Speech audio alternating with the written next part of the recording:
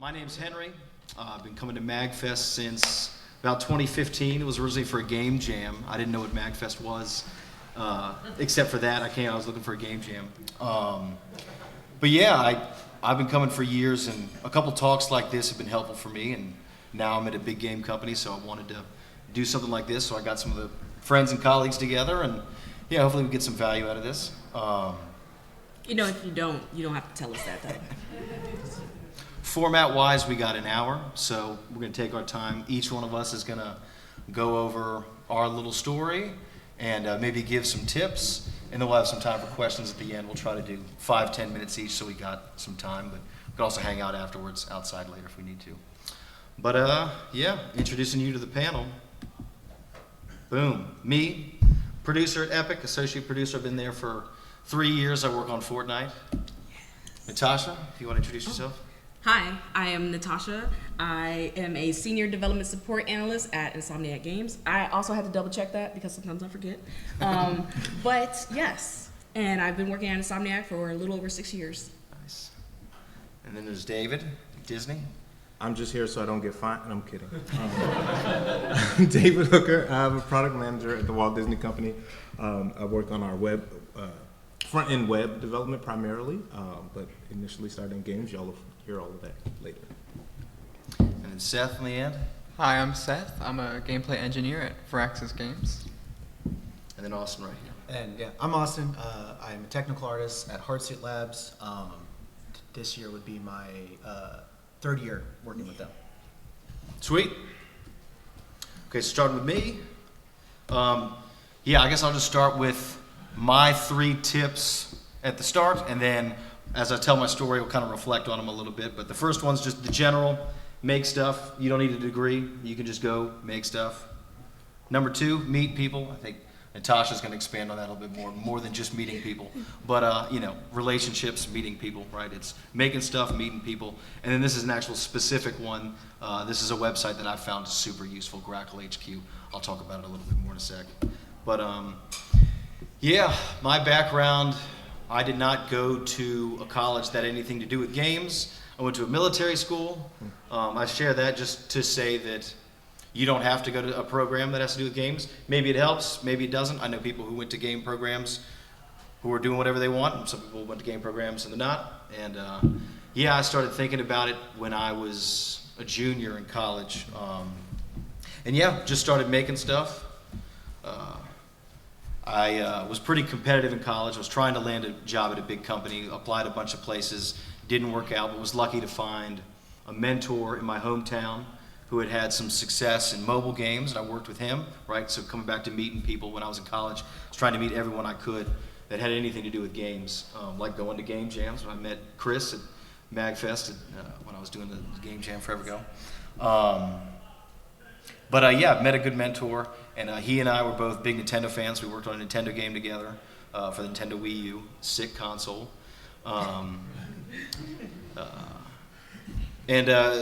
Going back to meeting people, right, to try to build community for our game, we started an event. It was called Pixel Fest. It ran for about 3 years. We had a couple thousand attendees a year through that, met a lot of people, kept working on projects, jam games, stuff like that. But like any indie developer finds, I needed health insurance. So I tried to find a job where I could get some money, because our Wii U game was a blast, and we showed it off at MAGFest, but unfortunately it didn't make much money. It's called Swap Fire. Good times. But yeah, that's where using the people that I met, eventually an opportunity came around at a company that makes training software. So think like military training games. Oh, excuse me, before I go to that. Going back to people, right? So I think one of the best ways to meet people is to volunteer at events. So like volunteering at MAGFest or other conventions and conferences and things. This is the CA program, which is the Conference Associates at GDC.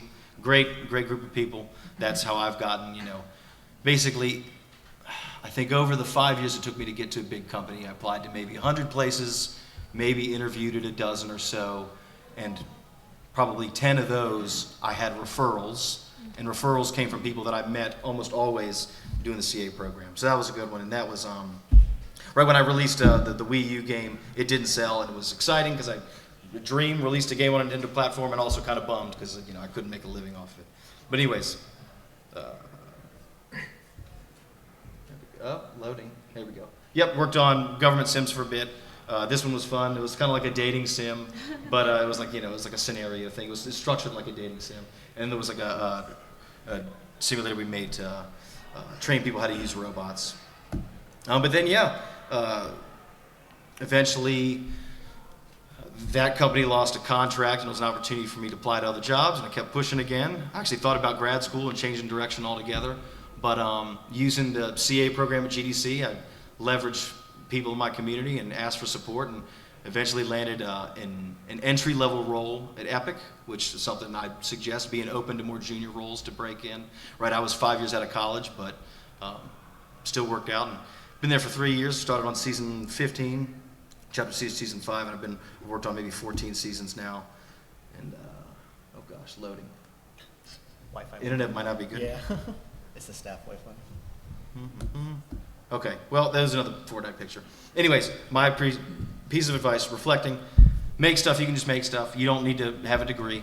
You can do game jams. I think if you're here, you probably know what that is. It's where you get together over a weekend, a short period of time, and collaborate with people to make something. Meeting people and developing those relationships. My favorite advice is to volunteer. Once again, do jams. And then real quick, Grackle HQ. It's a website where you can search industry jobs. They do scrapes every day of like all the big companies' jobs websites. But what's really valuable that people don't always really focus on is you can create a free account on Grackle to send you email notifications for whatever filters you searched. So for me, when I was looking for a job, I searched producer, and then I get an email every day for all the new producer jobs. So I could be one of the first people to apply, because once again, it's a competitive space, and being able to be one of the first people to apply to something is going to be in your favor. But anyways, I've talked enough. I'll shut up. Go ahead, Natasha. Hello. I am, again, Natasha, and I currently work as a senior development support analyst at Insomniac Games.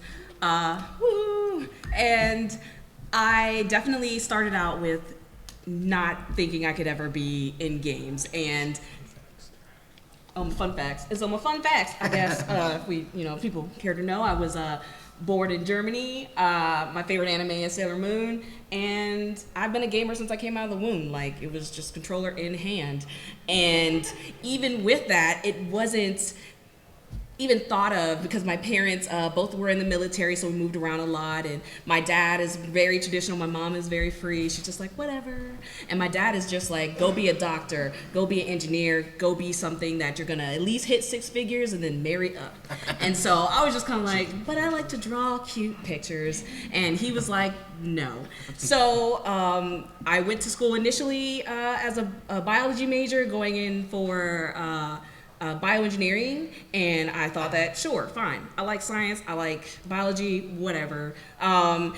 But being in school, I had a professor that whenever you would go into his office, you would see memos of the letterhead of our school just plastered all over his walls in his office with this incredible art. And so as much as he was like, I love math, my family and I sit around the dinner table and we just math. And he was like, but he still feels like the world is missing an artist. And so he was the one that really inspired me to kind of like step out of the path that my parents had kind of, set for me, and to go into first fine arts, fine and digital arts. And then my god sister happened to have the greatest mother who was just like, look, do whatever you want to do. You like games, go make games. And she found out that she could go to a school called Ringling to study game design. And again, I was just kind of like, you can go to school to learn how to make games? So I tried to dabble in that, and moving across country to California, from Maryland to California, that don't help out so well with being able to pay for tuition, so that didn't go much further. So in that, like, my partner and I, we initially were like, we're gonna go work at, Big Fish Games, or go work for Bethesda. It's right down the street. I live in Oblivion at the time. And so it was just kind of like, I should just be able to go get a job. But of course, I didn't have the prerequisites to do so they turned me down. And that did not deter me, because as much as, you know, it's so intimidating to try to get in such an industry, it's so competitive, connecting with people is what helped me figure out that this is something that I could do and that this is something I should pursue. And it started with, Oh, my bad. yeah. And so these are titles that I've worked on. So getting to California, my sister called me up again from her fancy school and was like, look, I know y'all are too poor, but I'm out here in San Francisco because my school sent me. Y'all should be CAs. They're phenomenal. They do the Game Developers Conference. She's like, it's a conference associate. I hear that you can meet cool people, and they'll at least be able to cover your ticket so you can go and see and meet with people who can help you get into the industry. And we went to that story. Day one, I was like, CA program, sign up, write my letter. I hope I get in. David, please write your letter so we can go together. He doesn't do that. Deadline passes. Panic. He then was like, oh yeah, I forgot to do that. Let me just type it right on up. Bing. And the time comes around to see who gets to go to GDC as a CA. David does. And I got put on the waiting list. So again, existential meltdown. I was like, this is what was supposed to help me. And he's just like, cool, it's whatever. We're just gonna like, you know, go there anyway. You're gonna come along. And so as we're taking a mega bus to San Francisco from Southern California, he calls up he just happens to call up the head of the GDC or the CA program. He's like, look, or, you know, my partner's on the wait list. Is there a possibility that there's a spot open, or, you know, can she still come? And he's like, you know what? Someone had a family emergency. And yes, we do have a spot open for her. We know that she's on the wait list. And I was actually able to go that year and become a CA. It was a phenomenal experience. I got to meet so many wonderful people who encouraged me to keep pursuing games as a career, even though I felt like, oh, I'm starting too late in life. Oh, I didn't get to do this in college. And when I finally started applying to jobs, again, with a lot of feedback and resume, you know, people looking out for my resume, Respawn called me back. I did apply to Insomniac Games, and they were like, and so I was just like, you know what? I will wipe those tears away. And Respawn was like, look, yeah, we think you would make a great fit for our studio, and we actually see that you were a conference association right there. You know, like, that seems good. It seems like you want to be in this industry. And that is something that did help me get into my first studio job. Okay. And so, like, these are my points. Don't just network, connect. And I know a lot of people, it's so overwhelming when you're trying to go somewhere and to present yourself. It's like you're just putting yourself on display and you just don't know who's going to say yes or who's going to give you a hard rejection. And even if you get that hard rejection, like many of us have, as we've tried to apply for games, I've had friends that have applied for hundreds of positions, and it's just, sometimes the way the industry rolls, it just might not be your turn just yet, but it doesn't mean you should give up. And so after I've applied for several hundred positions, it's something that I was able to kind of also connect with other people who had done the same, and they were able to give me tools and tips and tricks in order to figure out how to reach out to people, how to talk to people, because I'm actually a terrible introvert. Having an existential crisis right here on the stage. But those things, again, and also knowing that other people deal with that, helped me get past those hurdles of being able to connect with people and talk with people. And I've made lifelong friends. Like, people that I've met at GDC are like my lifelong friends, and I'm able to like come do panels with them, or like I've stayed at people's houses whenever we've needed to fly out to some place. And then just apply. Like, as daunting as it is, I know that there's mixed reviews from recruiters that say, you know, use a cover letter, don't use a cover letter. I always just would suggest providing a cover letter. You never know who's gonna take that moment to just stop and read it, regardless of if a computer has spit out who they think they should look at. Sometimes that cover letter could make or break, because if they don't read cover letters, they'll pass it by. But if they do, you never know who that might touch to make your story impact them to want to work at the studio. And sometimes, because you may need that in if you don't have a connection, because when you network and you get connections, those people are there to say like, we know these people, we think they'd be a good fit, we think that they work with the studio's culture. And then be excited to learn, because even if you're in university right now, everything that you may know may be irrelevant once you step in the studio doors. A lot of studios have proprietary software, so you may think you're a pro in Unity, a pro in Unreal, but again, if they use proprietary software, you're gonna have to relearn that. And don't let that be daunting, because a lot of the people that are at those studios had to go through the same thing. And so just make sure to ask questions, and especially if you are a fan of Unreal, or if you are a fan of Unity, or any of the studios that you're actually want to pursue and work at, hit those people up, like LinkedIn, Twitter. Some people don't mind talking about themselves or talking to you to figure out how they can help you get to where they are. Okay. And yeah, and then there's like a bunch of like doodly doops on there, and that's good. Yeah. Oh, one more note after applying, because people think that they either need to be a programmer or an artist. My favorite thing is Foley. So, people like to make sounds. If you make beats on tables, if you make music, you could be a composer for a game. You could be, you could do sound effects. I also do scrap VO sometimes when I'm at the studio. It's like whatever you could do. You may have one position that your goal is, but you may be great at another. And so why not take that position first to learn if you even want to do the position that's your goal? And you'll get that advice from people that you connect with and talk with. Okay, sorry, I hope that No, that's great. Thank you. This is a fun graphic. My bad. One of y'all put this together? I'll roll with these two really quick Sure. before we get to my. So yeah, this is like the expectation that most of us have had when it comes to going into the industry, right? You do that whole go to school, maybe grad school, but typically I did so well that when I go to apply to this AAA studio, they're gonna know.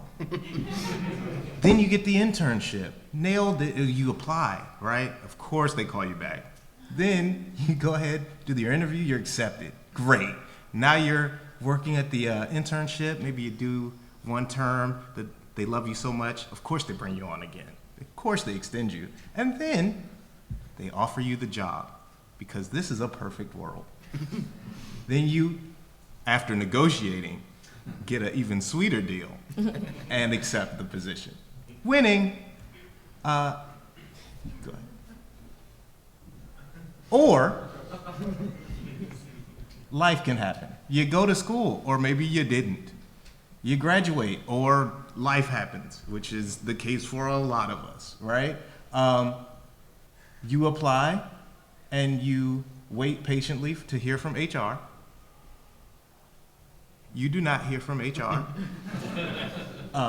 in a lot of cases. Then you adjust your resume. You do a few things to get it going, and then you send it back out. You try a different place.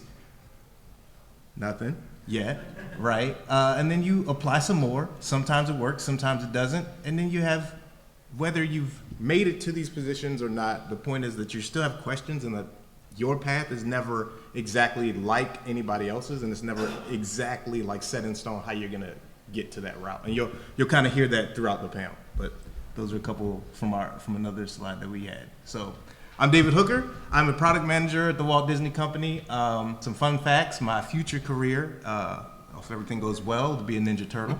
I was a band geek in school, and I am player 2 to Natasha's player 1, so I'm her partner. And then I came into the industry non-traditionally again. So we went to school in undergrad in Maryland, Bowie State University, HBCU, and there wasn't a games program as Natasha has mentioned and everything. I went to school for theater. That turned into children's theater, which turned into teaching theater, which turned into teaching outright. So before I had a whole career in games or in the entertainment industry, I taught, and I taught a bunch of different levels. That kind of led me to 3 years of teaching Head Start, so preschool, little kids. And we both kind of got to a point where the stuff we were doing just wasn't fulfilling the things that we had passion for, right? So I had a passion for games, and I had a passion for the entertainment, for acting and things like that. And though I love the kids, they're so much easier to get along with than adults. I knew that there was some other things I wanted to do, and also to support kids in a larger scale. having more resources, like the kind of resources that you get when you're, making good AAA studio game money and stuff. That opens more doors for a lot of things. Also gives me a chance to speak on panels and provide education experiences that way. So, we came out to California. We did the CA program. She mentioned I turned mine in kind of late and still got in, thankfully. And then I was just like, if we just go, we'll see what happens. Worst thing they can say is no. I think that's a benefit from that theater degree that a lot of people don't get. But I kind of, if I can remind you of anything, the worst that's going to happen for that role that you want is that you don't get it. And then once that happens, you're like, okay, I survived. I can live on. I can try another route, another place, another position. But so many times we stop at the, what if I don't get it? That we don't think it through, and then we have that anxiety and that's on top of it. So just as Natasha said, we started doing the CA program. It was amazing. The people, amazing. The passion that you see between folks who are like students and kids trying to get into industry to 40, 30, 40, sometimes more years of the industry, right? And they're just as passionate as the first day that they walked into somebody's garage to build some game, right? On their their Atari, whatever they were, on their Commodore 64s, right? So you meet this group, and again, relationship and networking is going to be a big piece of our conversation. Natasha met somebody that we then met later when she was at a Ratchet and Clank art show. And this person also went to a historically black school. He went to Hampton. And so we were connecting on that. And then he was like, you know what, there's actually some opportunities at Disney. We're looking for some more testers, QA testers. And I was like, I would like that. I would like to do that. And so the connection was made. He was looking out for my resume, gave the referral. And then when it came in, he was kind of telling the people, yeah, you should look at this person. So then I was able to come into Disney, started working there contractually. I did what I like to call the hustle while I was there, and really built up my network, connected with people, learned and shadowed producers who were there and things like that. And then I finally got an opportunity to be a product manager at this role. And one of the earliest executives that I had met at Disney, who I got a chance to have a coffee with, like a 10-minute talk, was the last lead that the final person I needed to interview with was the last person that she worked under. And so my last interview was not an interview. My last interview was talking about how great Mark was. And then I got a call about an hour later and got an offer. So it's an interesting situation there. So you may have seen some of the games that I've worked on if you've ever scrolled through the App Store. And then on the bottom row you can see Star Wars and Disney.com, which is what I'm currently working on. And then, we can roll on through. So my 3 big tips are: be specific, be ready, and build relationships. And we kind of cover relationships, so we can get into it a little bit. But if you go one more, because I saw somebody do this on the slides. I'm gonna be honest, I stole that. It's like, oh yeah, do the bullets and then expand. I thought it was cool. So be specific. Identify the areas that you want to work in. If you don't know exactly what you want, somebody is doing some area of games that you might be interested in. The question that I pose to you is, do you know that person? Have you met with them? Do you have a good idea of what a day in their life looks like? Because you may find that, I don't really want that, or I don't really want that in a AAA environment. Maybe I want that in a smaller environment. Maybe I want that to be able to touch a couple of different things. Explore those things so you can get really specific. Look at your studio's size, look at the portfolio that they have, look at the culture that they have. Am I making art for a Telltale title, but I'm applying to Naughty Dog, right? Are these very different? Do they look different? Do they have a different feel? Is my work tailored to what that studio wants to fulfill and their vision? Or is it going to be hard for them to see how I can fit there, right? Make it as easy as you can for the other person, which is also part of that relationships, right? Be considerate. Like, you may have considered what you want to put on your resume, but did you say, what do I want to put on my resume? Or what does this recruiter need to see to allow me to say, hey, this person looks like the kind of candidate I need? Did I put the information in a way that they can get to it quickly? Did I do it the way I wanted to make it look, to make myself look smart? have I connected with anybody who might be looking at this resume to give me answers as to whether or not I did it right? Right? You can start getting very specific and very strategic in how you're applying because it's tough. And then I would say, be ready. We are doing a panel about how we broke into games, right? Who has everything that they think they would need to apply if one of us said our studio has an opportunity right now? Nice. Well, I run my own studio. I literally just had to do a resume for it, so I don't think I should. Nice. So stay ready so that you don't have to get ready. That's excellent. That's essentially the point. Like, right? Like you may run into this opportunity and you may have not run into the opportunity yet, and it's actually saving you from not being ready. Right? So you think you've got it and you go in and you're not ready. And then the expectation was there, and then your reputation starts to suffer, and then you don't know if you're going to be able to get a job elsewhere, and like that can also happen. So the fact that you may be looking to get in, but you haven't just yet, might be an opportunity for you to build up a skill set, build up something to really be more confident in what you're putting out, so that when you do, you're not backsliding when you get there, right? Because that almost would feel even worse, right? That you got there and like, oh, I couldn't do it. So. Yeah, but that's me. Cool. That's what I got. Thank you, David. TLDR, network, adapt, communicate. Question. Sweet. Seth. Oh boy, it's my turn. Yeah. Hi, I'm Seth Davis. I've been a gameplay engineer at Firaxis Games for about 2.5 years now, where I worked on titles like Marvel's Midnight Suns. So 2.5 years is definitely a bit of a new for a game developer compared to these old pros up here. But my story should definitely be just as helpful, and we can get started. How did we get here is a great question. So I kind of started my interest in game development long before college, but it wasn't until I started, pursuing a degree is when I started to get serious about it. I wanted to figure out what I wanted to do. And at the time, I think it was around the same time that there was a lot of news about game dev crunch and how poor it is to work in the industry. And Cyberpunk had just come out. And that was great. Really fun to hear about that one. So I was kind of in a space where I was like, well, I really want to do game development. I love playing games. And I love learning about how they're made, but I don't know if it's right for me. It's so competitive. It just seems so cutthroat, and everyone's working 1 million hours a week. So I was like, I'll specialize in AI. I was thinking, just AI. But I was still doing computer science at the time, and it wasn't until I think halfway through college where I met someone who was part of this college club, UMBC Game Dev Club. Shout out to them. Golden Troopers. Yeah. And he was like, yeah, you should just come. You should just, show a game off. And I was like, I got time. I'll make a little game.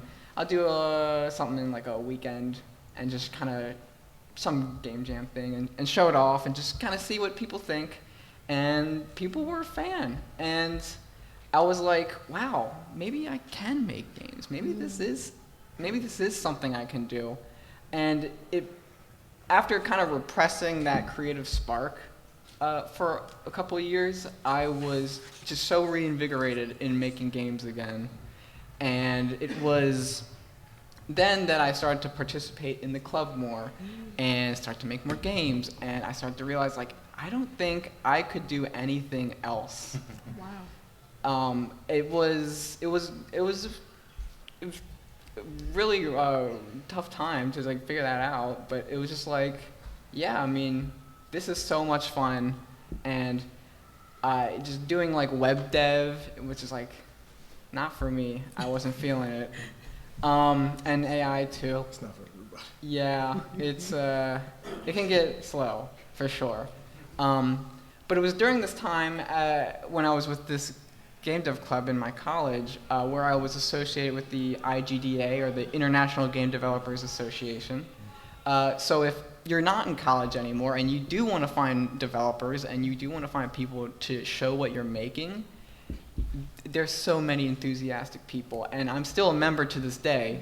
I still go to their events every time they meet, and there's always so much enthusiasm, and people are always asking, even the small guys, what are you doing? What are you making? And everyone's always interested, like everyone, because everyone wants to know what people are making. It was also around this time I started to participate in a lot of game jams. Shout out to GMTK specifically, because they always have great themes, and Mark Brown, who runs the jam, is such a cool guy too.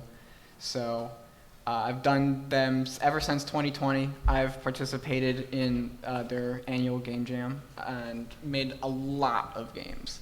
And that's really the key part of this section of my life, is I made a lot of games. And some of them were crap, and some of them were eh. But the moral is that, you know, I never really stopped creating, and it was just a period of creativity and just kind of exploring this potential that I had to create games. I think on the next slide, baby's first games. All my college, well, these aren't all my college games, but these are a few of my favorites. You can kind of tell they don't look super fancy, and that's because they really weren't. They were just kind of fun things I wanted to make in my free time and kind of explore my interest in game development.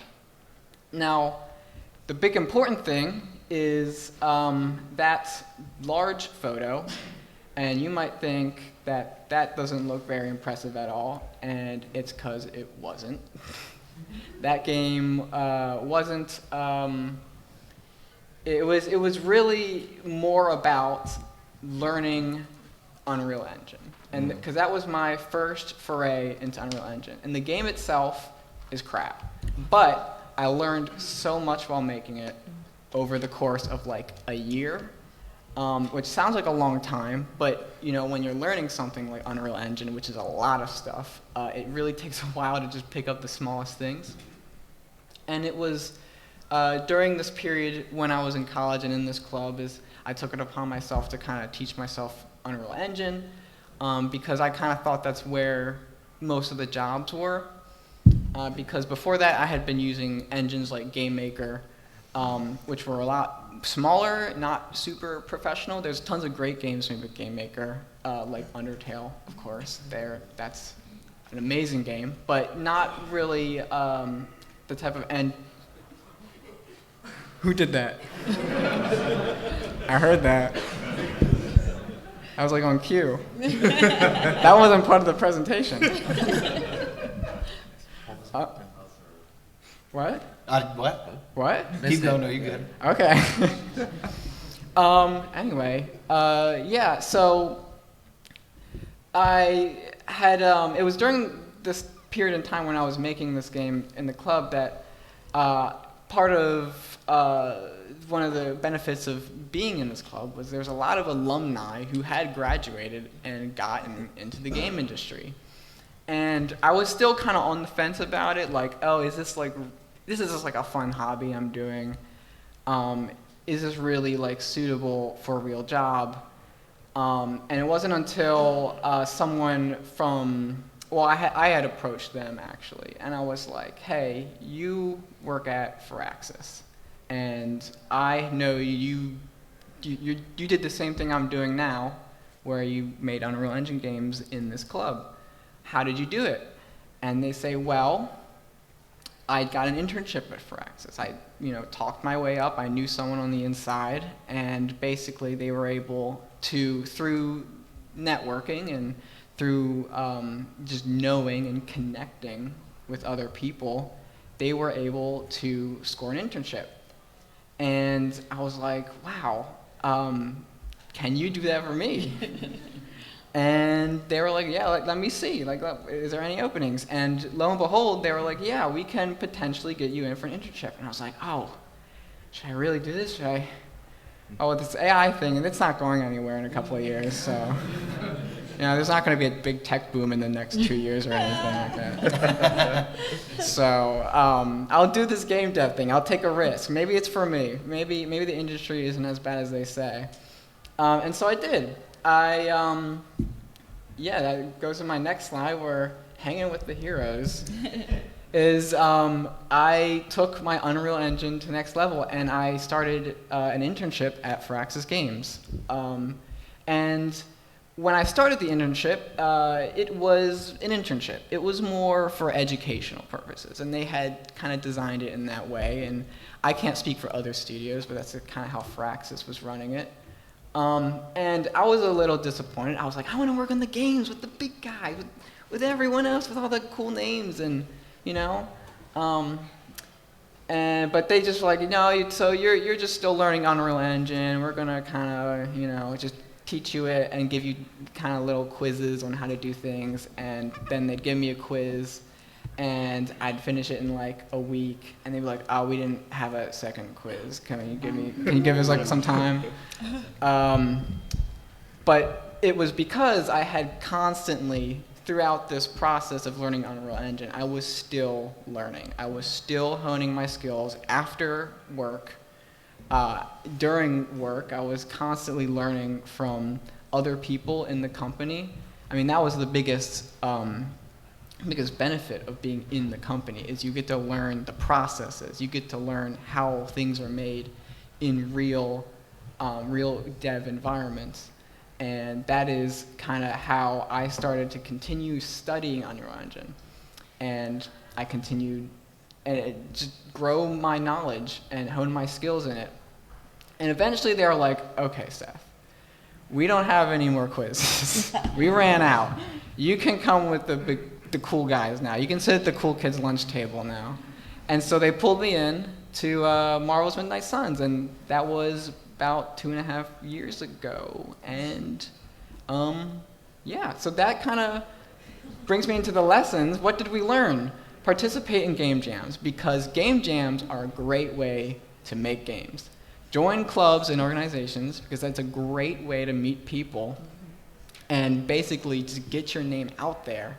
And finally, learn Unreal Engine 5, because I just think most studios nowadays, definitely Epic, definitely Firaxis, tons of other places use Unreal Engine 5, or Unreal Engine in general. It's a great skill to learn. And even if you're an artist, it's just really great to get used to the interface of it, just kind of having that familiarity. But more broadly, you'll notice that these points kind of echo what my friends are saying up here. Make games, meet people, and hone your skills. It's really that simple. Sweet. Thanks, Seth. Okay, Austin. Hey, my name's Austin, and obviously we have not rehearsed this presentation, but a lot of the points that have been made are very reflective of my own experience. I'm not going to blow smoke up GDC. I went a totally different route. So I graduated Full Sail. Hey, Full Sail. Hey, what's up? Graduated Full Sail. I did the thing where you applied it to as many places as possible. Didn't get in rents due, so I ended up working at Toys R Us in the meantime for a year and a half at Toys R Us, roughly, in their tech zone. So I had to sell the games that I wanted to build, which was fun. You also had to sell credit cards. Yeah, I too, also right? had to sell credit cards, baby. Anyway, so while working at Toys R Us at night, I did a lot of freelancing, and that's how I started building my connections, my experience, as well as just figuring out what I wanted to do.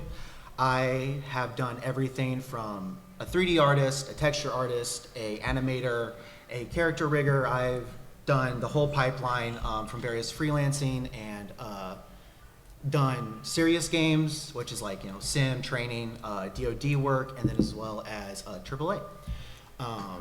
Multimedia designers doing graphics and stuff. So I've done a little bit of everything, and I currently landed as a technical artist.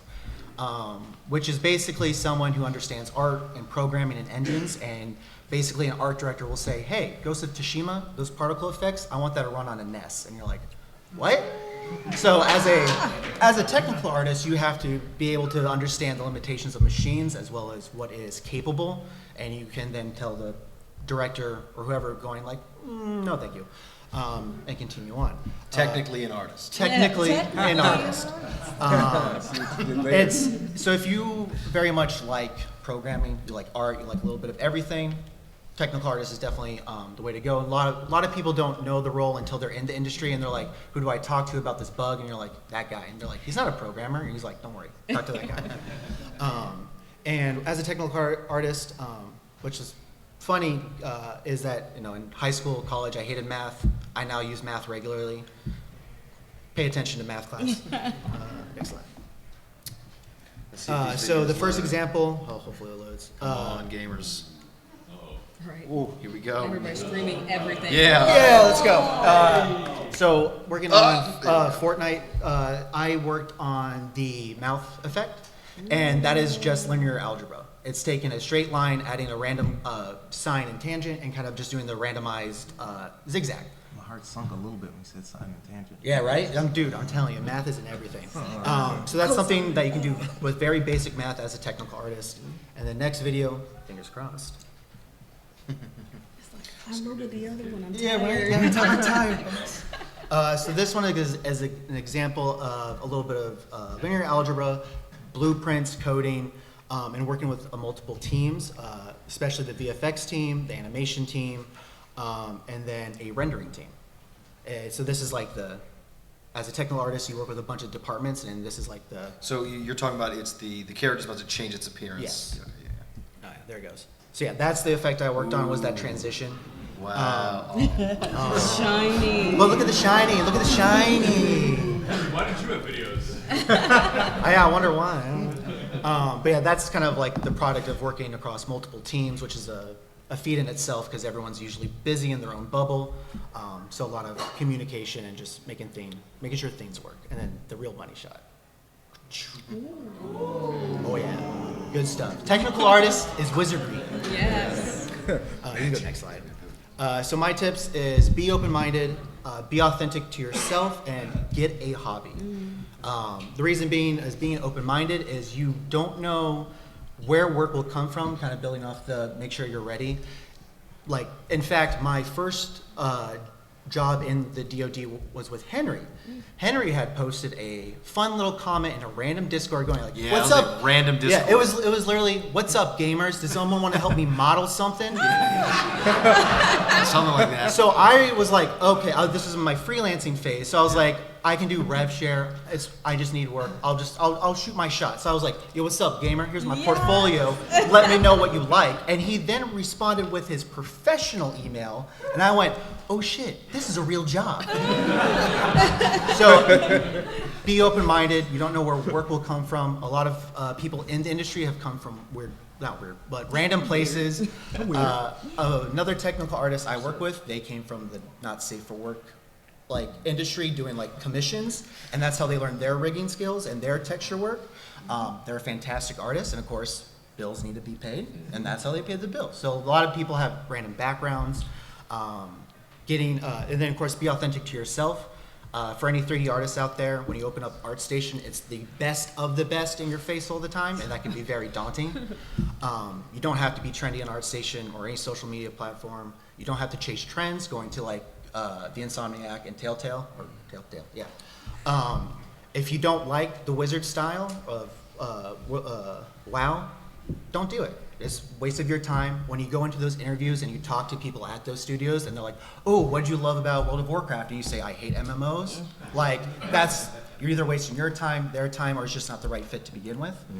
So always be authentic to yourself and your art and what you do. And then of course, get a hobby. A lot of people in the industry have things to do outside of work, whether it's raising a family, doing their own stuff, but getting a hobby is a nice break. Because the last thing you want to do, which happened to me, was burn the midnight oil, get in the industry, and then be miserable the first year because you're so already burnt out. So my tips are very much self-care, taking care of yourself first. So get a hobby, get away from the screen. I've had many epiphanies while like baking bread. I like to bake, where I'm like, doing it, and I'm like, oh, I forgot to carry the one, and then I run into that.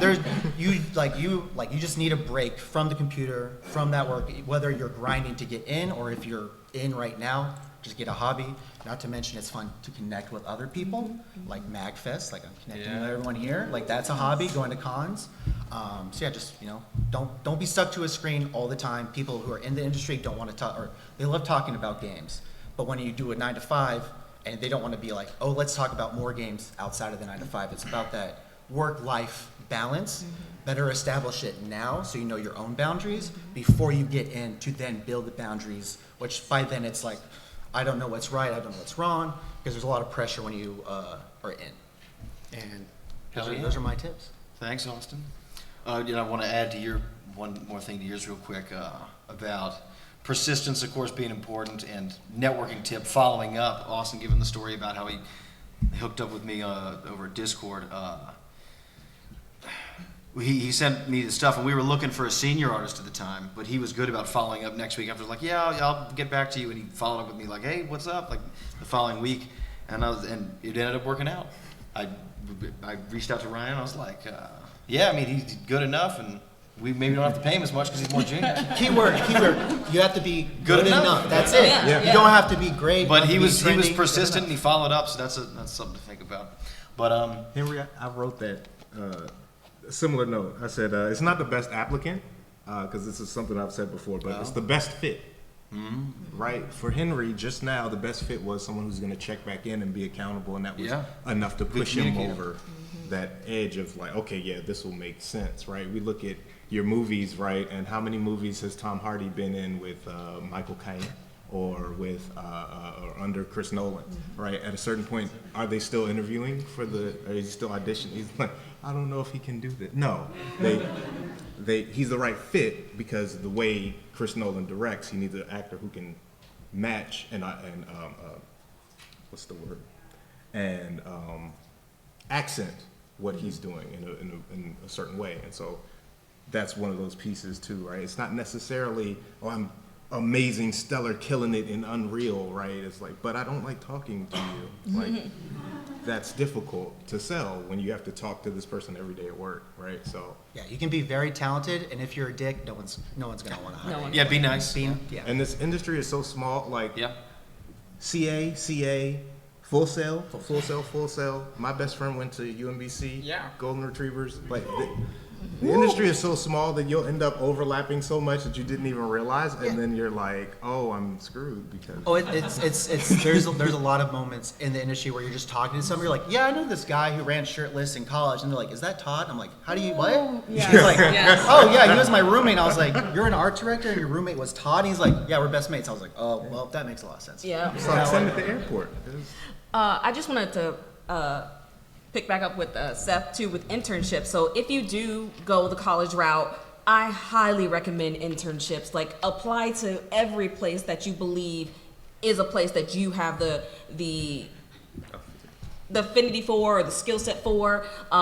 Just apply. And I will also say that for some studios like Insomniac, they hire like 90% of their interns because they don't do quizzes. They actually, if you're coming in as a programmer, if you're coming in as an artist, if you're coming in as a voice actor or a writer, you're going to be writing lines that are going to be going into the game. So when you think about, I may not be as competitive against someone who has been an industry veteran, that may not necessarily be true because veterans who have been at maybe a studio for 10 years or 5 years, they will have to unlearn how they actually run their pipeline compared to how Insomniac runs theirs. And when you look at an intern who comes in, learns the tools that they have, and then decides they want to stick with the studio, they don't have to keep reteaching them things. So you come in with this, you learn the tools right off the bat, and you don't have to have that month of easing into a studio because you just have to learn how they do things. And then even if you may not be in college, or you may be years outside of college and you're still like, I do want to do games. A lot of studios now are dropping those prerequisites for college because so much of your real world experience is going to really help with, either making changes to the way that they do their IPs because they're getting those fresh perspectives that haven't been veterans for 10 years. Or if you spent 10 years being a teacher and now you're wanting to come in, you may know the best way to tutorialize things in a way that doesn't feel bombarding to a player. So it's like they're looking, a lot of studios are also now looking for people who are coming from other industries just to get that fresh eye, that fresh perspective, and to help steer them away from the monotony that they may be set in at this time. And again, it's not always the case, but there are studios out there that are looking for people who have not just been 10, 20-year veterans. They're looking for that fresh perspective. Let me add one more thing, and then we'll get into some questions. And it's okay if you don't get the internship. I never got the internship, and I think it's an important part of this panel is we've got someone who got in straight out of college and other people who took their own route. We're all on our own path. See if it works out, great. If it doesn't, fine.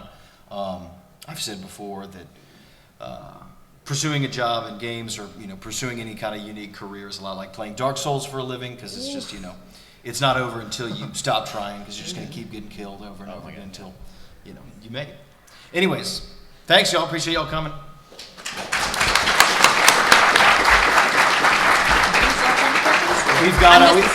We've got 10 minutes for questions, and then I'm also happy to hang out a little bit afterwards as well.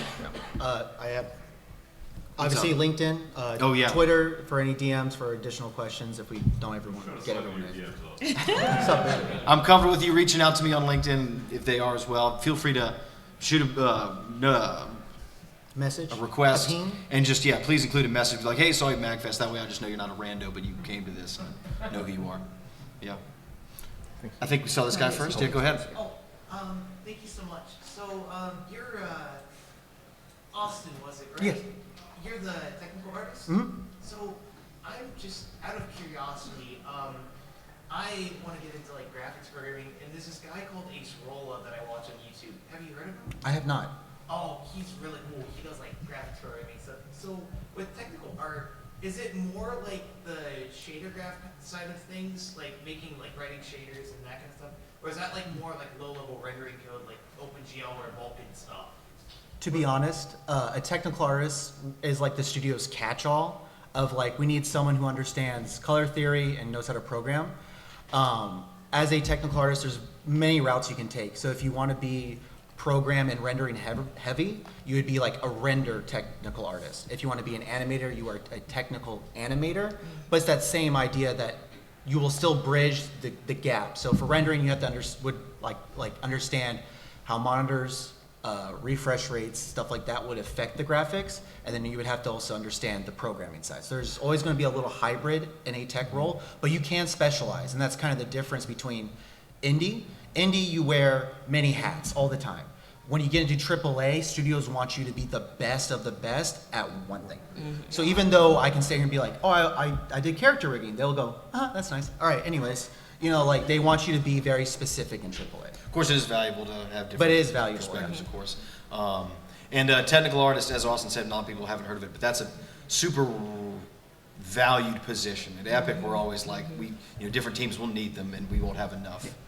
We had another question? Go right ahead. Well, first, thank you. Like, that panel was really fantastic.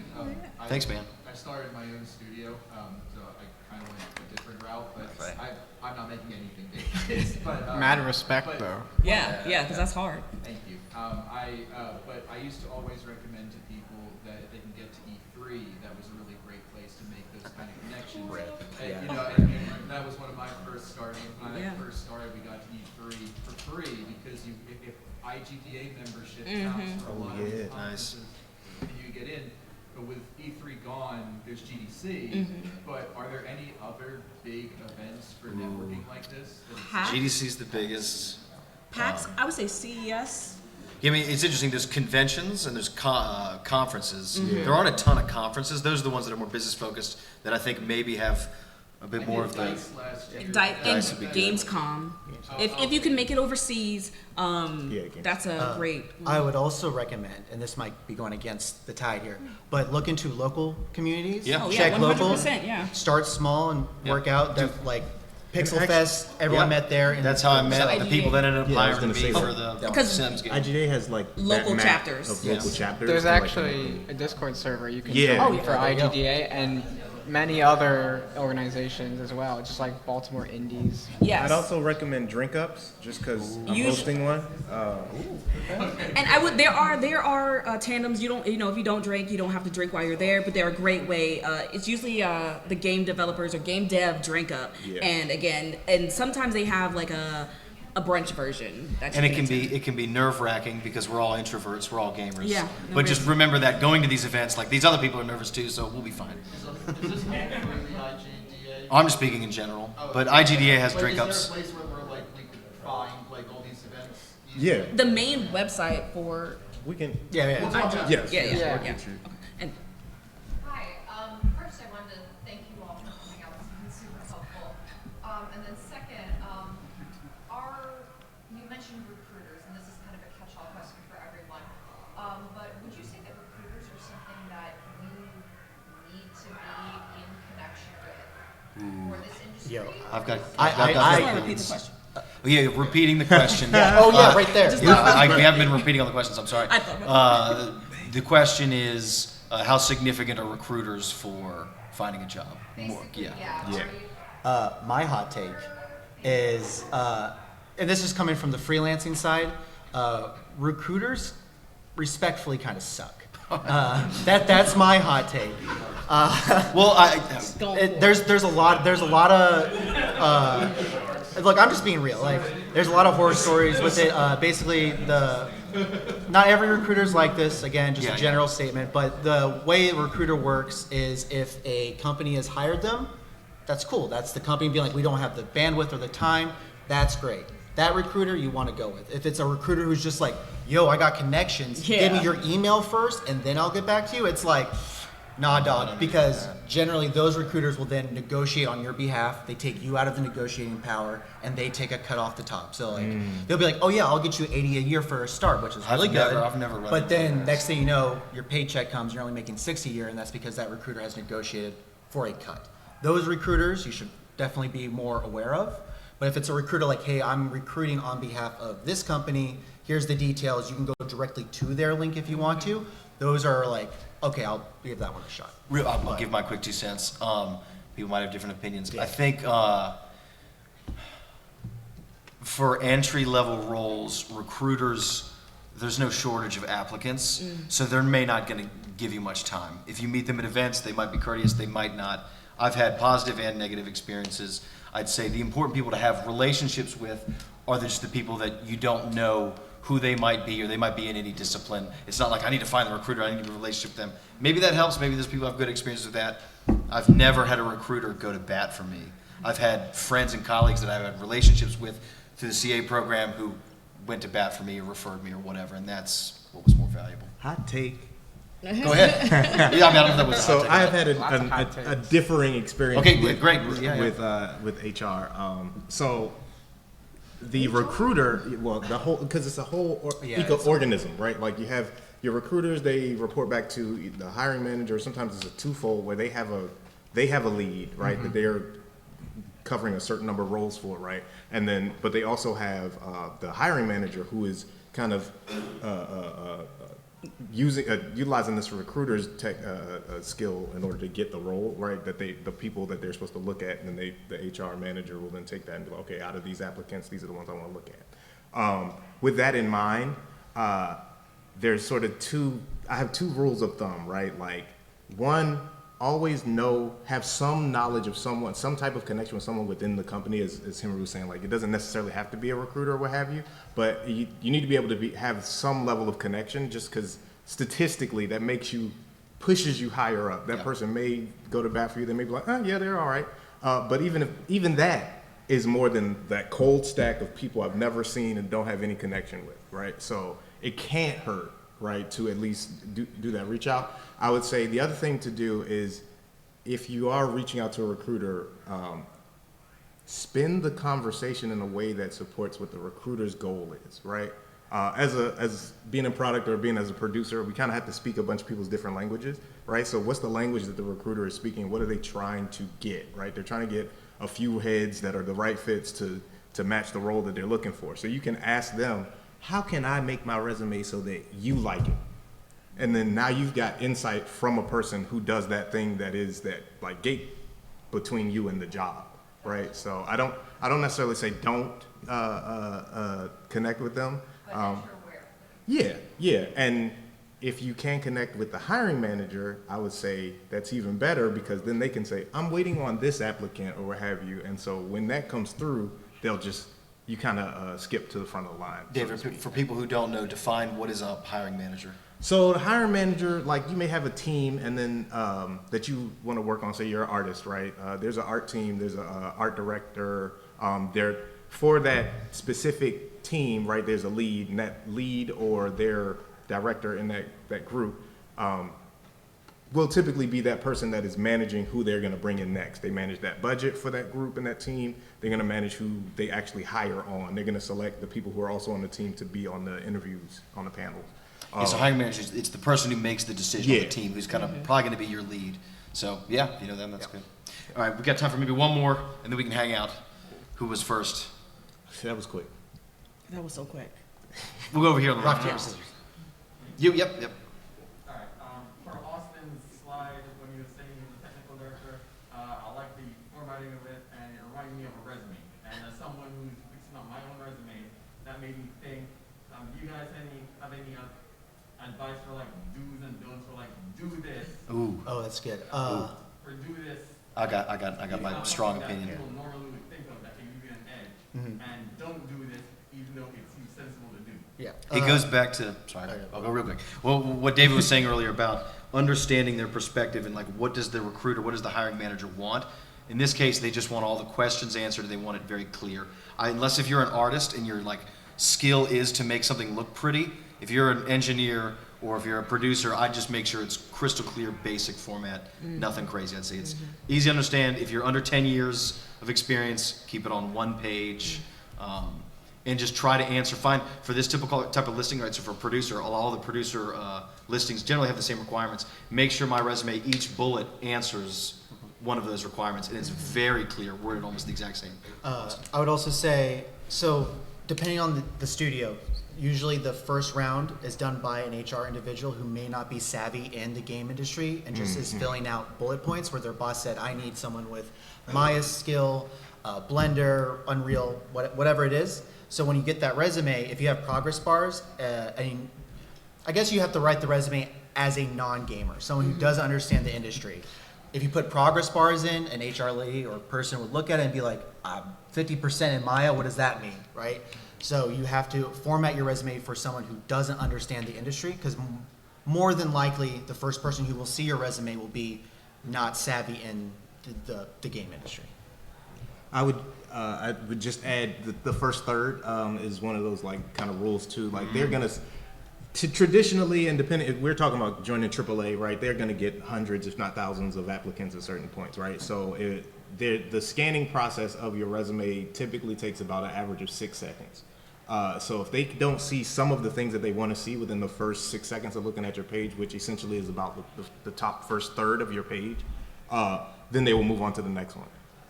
That sounds kind of cutthroat when I say it out loud, but that's just It's the correct. reality. Right. As nice as having a fully like a graph and things like that, or pretty pictures on your resume.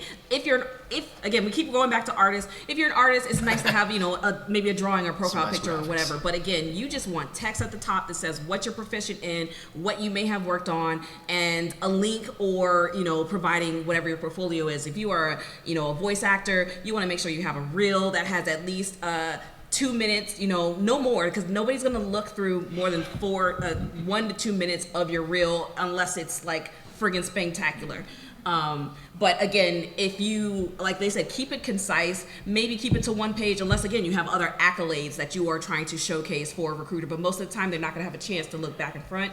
And again, if there's a special studio that likes to read cover letters, I still always recommend cover letters, just because you never know who may take that time to read that cover letter, and that gives them a little bit more information to know if you are actually a cultural fit for their studio versus just saying, "Hey, I'm Bob and I like games, hire me." They're just gonna be like, well, everybody likes games, that's why they're applying, isn't it? Or, they may think that the field is lucrative, whatever. But that gives them a little bit of knowledge to know if you will be a fit for a certain team at the studio or if you are a fit for the studio as a whole. Yeah. building out that when you get your first interview, the HR is the vibe check. They're just saying, are you an asshole? Are you not an asshole? Do you meet my boxes? Cool. Your second round is when you get to meet the team you might be working with or the individuals, and they will ask you questions specific to your role. So like the first check is just like, oh, he's a great guy. He was nice. He has a cool cat. They slide it to the next person like, cool. Oh, he's a technical artist, and they start asking you geometry questions in the middle of the interview, and you're like, oh, okay. And then you continue on. So it's like vibe check. Then they qualify, and then there's sometimes a third round where like we had a top 5 candidates. We don't know who to pick. Let's now do like another hybrid 5 skill check. Natasha stole mine, but just to echo what she was saying, cover letters are super important. I used a cover letter when applying, and they ate that shit up. They loved it. So it's a great place to talk about, why you want to apply to that specific company. It's a great place to talk about your connections. Sometimes a name, just like a name, can go such a long way. Like I know so-and-so from this other engineering department or art or something, and like, oh, let me go ask that person. Especially if they've suggested you. Exactly. Yeah. So like they will literally ask you. Like they will literally ask that person, like, what do you think of this? And that can help so much. Yes. Just having a name. Yeah. Sweet. All right, I think we're at time. I think the big points were make stuff, relationships. Yeah. Self-care. Have fun, self-care. Yes. Don't burn out before you enter. And we'll probably linger a little bit. Yeah, we'll hang out. Just to, Yeah. But yeah, thanks again, y'all. Appreciate y'all having the time.